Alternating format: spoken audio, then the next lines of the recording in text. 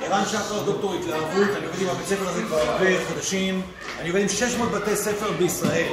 עברתי סיירת מטכ"ל, קומנדו ימי, לוטר, שלדג, עוקץ, עברתי את רפאל ופרופסורים, מה שקורה פה זה בלתי רגיל.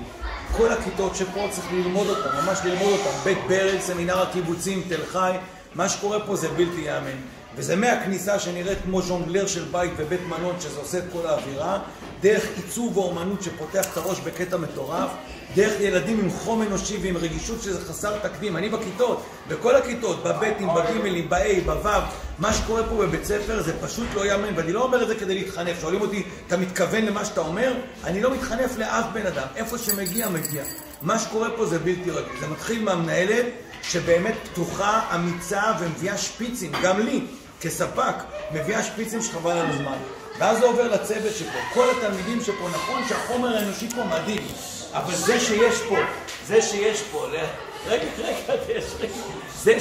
פה את הילדים כמו שהם, זה כי המורים פה באמת קלאס, גם בראש וגם בלב. אני לא אומר לכם סתם, אני רואה מיליון בתי ספר, יש לי גרף ברומטר של השוואה. מה שקורה פה זה מורים שבראש ובלב זה משהו אחר לגמרי, ואז זה מקרין לתלמידים.